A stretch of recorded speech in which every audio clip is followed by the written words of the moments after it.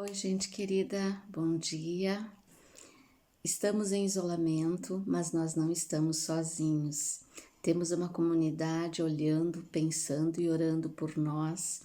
E nesse sentido, como pedagoga, como psicopedagoga, eu gostaria de dar a minha contribuição a partir desses lugares que eu ocupo, pensando nas famílias e pensando também nas nossas crianças.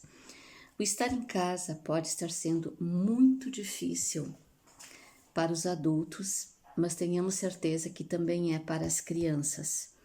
Eu também entendo que esse estar em casa pode ser uma janela de oportunidades para fazermos o que nós não conseguimos fazer quando estamos na nossa rotina considerada normal.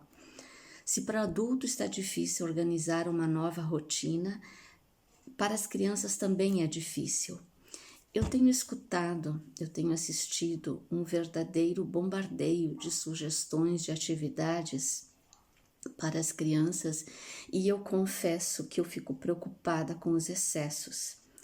Organizar uma rotina para as crianças e com as crianças é completamente necessário, sem dúvida alguma. Mas o excesso de atividades para ocupar as crianças, eu penso que pode ser redirecionado para outras possibilidades. Entendo que esse tempo de quarentena, de isolamento de todos nós, é um momento muito precioso para muitos ensinamentos. Eu entendo que é muito importante valorizar que a criança esteja em casa como um gesto de amor e de cuidado para com ela e para com os outros. Isso é preciso que seja dito para ela. Ela não pode se sentir um problema, um estorvo, a ponto de gerar muitas vezes mais tensionamentos e mais desconforto. O fato de estar com a família por si só poderia ser muito prazeroso. É muito importante para a criança, principalmente na criança pequena. Quanto mais pequena, quanto menor essa criança, mais a necessidade de estar na presença dos pais. Presença física, colo, beijo, abraço, em tempos em que isso hoje, enfim, fica comprometido. Mas precisamos conversar com as crianças sobre o que está acontecendo. Elas têm noção, a partir da mídia, da TV, enfim, desse bombardeio de notícias que nós temos todos os dias. Mas eu insisto na palavra que precisa ser dita para a criança pelos seus pais, pelo pai, pela mãe, ou enfim, para quem é autoridade afetiva. Ouvir a mesma coisa, pode até ser a mesma coisa, pode até ser o mesmo conteúdo da televisão, mas ouvir de pai e mãe produz um outro sentido e, portanto, produz outros significados para a vida dela. A criança assimila isso de uma forma diferente. E quando eu digo isso, eu me refiro a qualquer idade. Mesmo o bebê precisa saber o que está acontecendo. Precisamos conversar com o bebê, com a criança pequena, para situar. Não precisamos nos preocupar se esse bebê, se essa criança pequena está entendendo o que estamos dizendo, mas ela precisa estar participando dessa mudança toda, dessa mudança de rotina, nessa mudança de hábitos, então que as coisas sejam ditas também para a criança pequena. Talvez seja a oportunidade da criança, nesses tempos de quarentena, de ter um colo mais prolongado, porque temos mais tempo, de ouvir mais histórias contadas, de ouvir mais histórias narradas pelos adultos. Talvez seja a oportunidade de fazermos escolinha bíblica todos os dias em casa, não somente no domingo. Talvez seja um momento, talvez um exercício que pai e mãe, enfim, os adultos ocupem o lugar das crianças nessa escolinha bíblica, nessa escolinha que não é dominical, mas escolinha bíblica, e que as crianças assumam o protagonismo do ensino. Vamos mudar os lugares, vamos ver o que elas têm a nos dizer, do que elas entendem que seja esse momento tão singular, tão particular e tão importante que certamente deixa registros no decorrer da nossa vida como um todo. Talvez seja o tempo da criança se agitar menos, porque ela está na presença segura dos pais e dos adultos que são referência para ela. Muito da agitação que a gente percebe nas crianças é ansiedade.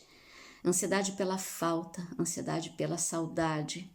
E talvez seja o momento das coisas se acalmarem, em que nós podemos estar mais perto da criança, em que a gente possa estar acompanhando mais a lógica do seu pensamento, a lógica das suas emoções e a expressão destas.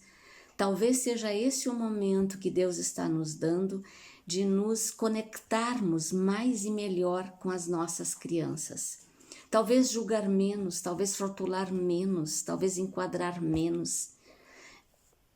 E deixar a criança ser o que ela é e o que ela está se desenvolvendo. Dar a oportunidade dessa criança crescer com os recursos que ela tem e com os recursos que a família está disponibilizando. Como eu digo, talvez seja o momento de conversar mais, de xingar menos, de cobrar menos, né? De gritar menos.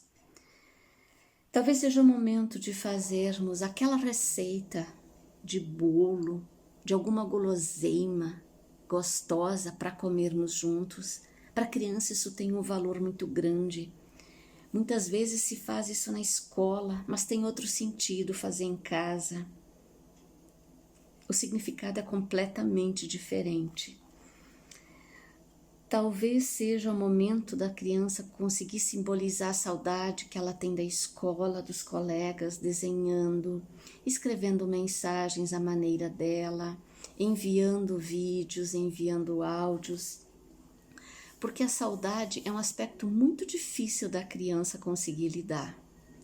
E nós temos que ter sensibilidade como adultos para fazer a leitura desses sintomas quando algo não vai bem.